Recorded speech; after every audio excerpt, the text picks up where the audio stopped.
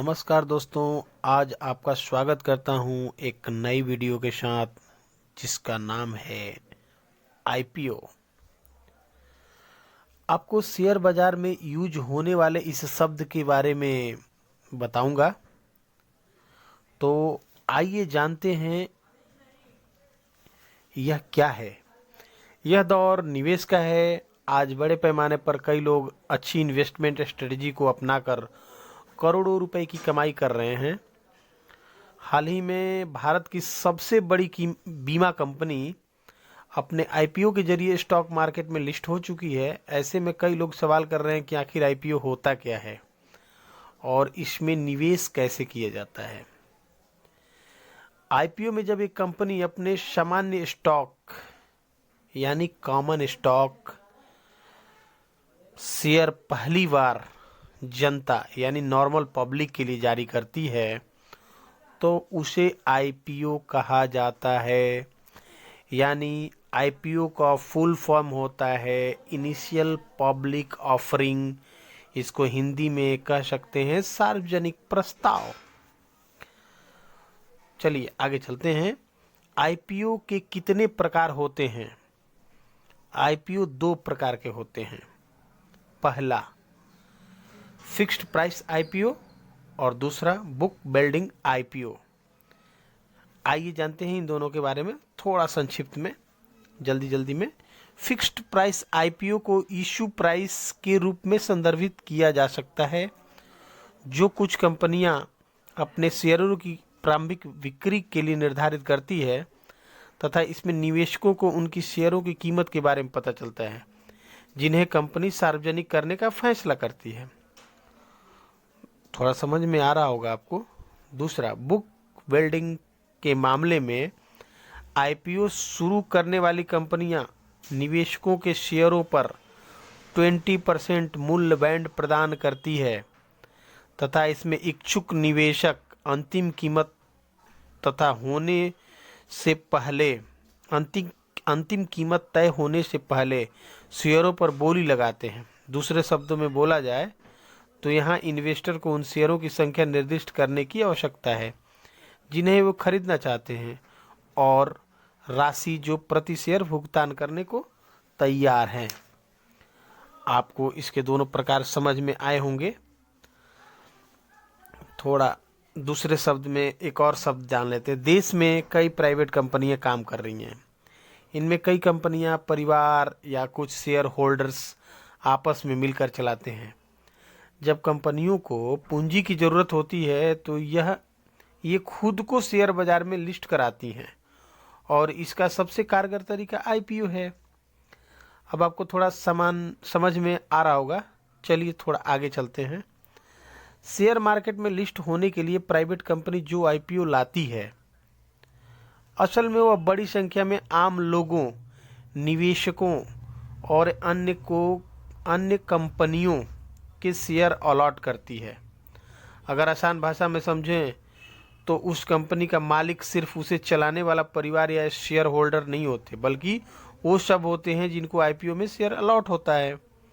IPO में जो share allot होते हैं वो आमतौर पर बीएसई या एनएसई जैसे स्टॉक एक्सचेंज पर लिस्ट होता है, जहां लोग इन शेयरों की आराम से खरीद बिक्री कर सकते हैं। अब समझते हैं कि आईपीओ लाया कैसे जाता है। माना कि कोई कंपनी अगर आईपीओ लाने का निर्णय करती है तो उसे मार्केट रेगुलेटर यानी SEBI, security exchange board of India के नियमों का पालन करना होता है। इन सब नियमों पर खरा उतरने के लिए कंपनी एक मर्चेंट बैंकर नियुक्त करती है। ये बैंकर सेबी में रजिस्टर्ड होता है और वहीं आईपीओ से जुड़े सारे कंप्लायंस पूरे करके फिर आईपीओ के लिए आवेदन करता है। जब कोई कंपनी आईपीओ लाती है तो सेबी के पास आवेदन करते समय कुछ दस्तावेज जमा कराती है। इसे लोग ड्राफ्ट रीड हियरिंग प्रोस्पेक्टस यानी DRHP शॉर्ट फॉर्म नाम से भी जानते हैं। किसी भी कंपनी के आईपीओ का DRHP असल में उस कंपनी, उसके शेयरधारक, उसकी वित्तीय हालत, कंपनी के कामकाज, उसके कानूनी पचड़े, उस पर कर्ज, आईपीओ से मिलने वाले पैसे के यूज, उससे जुड़े जोखिम वगैरह की जानकारी देता है। सेबी इसका असेसमेंट करती है और अगर वह सब सही लगता है तभी कंपनी को आईपीओ लाने की अनुमति मिलती है। सेबी से आईपीओ लाने की मंजूरी मिलने के बाद कंपनी अपने शेयरों के लिए बोलियां मंगवाती है। इसमें अलग अलग तरह के निवेशक जैसे कि रिटेल, इंस्टीट्यूशनल के लिए अलग अलग शेयर रिजर्व रखे जाते हैं। आमतौर पर किसी भी कंपनी का आईपीओ 3 दिन के लिए खुलता है। यह तो हुआ आईपीओ आता कैसे है। अब आगे जानेंगे कि आईपीओ में निवेश कैसे कर सकते हैं। किसी निवेशक को अगर आईपीओ में निवेश करना है तो सबसे पहले उसके पास एक डीमेट अकाउंट होना चाहिए। डीमेट अकाउंट आप किसी भी ब्रोकिंग फर्म से खोल सकते हैं, लेकिन एक्सपर्ट्स की राय है कि हमेशा डीमेट अकाउंट एक जानी मानी ब्रोकरेज फर्म से खोलना चाहिए। यहाँ पर आपको थोड़ा समझ में आ रहा होगा। अब लोगों को शेयर अलॉटमेंट पेपर फॉर्म में नहीं बल्कि डीमेट फॉर्म में होता है, इसलिए आईपीओ में निवेश करने के लिए डीमेट अकाउंट होना अनिवार्य है। डीमेट अकाउंट में ही आपके शेयर अलॉट होते हैं। आईपीओ में निवेश करने के लिए अब कोई चेक या कैश पेमेंट नहीं कर सकते जैसा आप पहले करते हैं थे। आपके डीमेट अकाउंट से एक खाता लिंक होता है, इसी खाते से आपके आईपीओ के बारे में लेन देन होता है। जब तक आपके शेयर अलॉट नहीं हो जाते तब तक खाते में उतनी रकम ब्लॉक रहती है। हर आईपीओ के लिए कंपनी का शेयर का एक इशू प्राइस और लॉट तय करती है। एक रिटेल इन्वेस्टर एक बार में 2 लाख तक का निवेश ही आईपीओ में कर सकता है, इससे ज़्यादा का नहीं। अगर आपने आईपीओ में निवेश कर दिया है तो शेयर का अलॉटमेंट आईपीओ बंद होने के बाद होता है, तथा आईपीओ बंद होने के बाद सभी बिड्स का असेसमेंट होता है, और अगर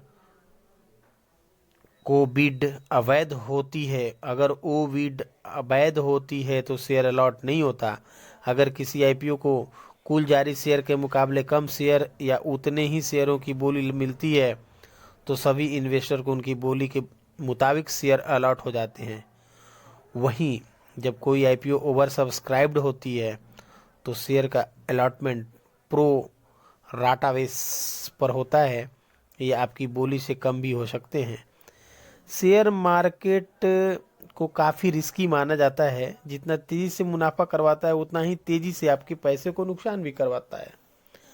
इसमें पैसा लगाने से पहले इसको लेकर स्टडी करना और बेसिक बातों को जानना बहुत ज़रूरी है। तो आपको दोस्तों मेरा ये वीडियो कैसा लगा? अगर आपको अच्छा लगा तो हमारे चैनल को ज़रूर सब्सक्राइब करें तथा बेल आइकन को दबा दें। नमस्कार, धन्यवाद।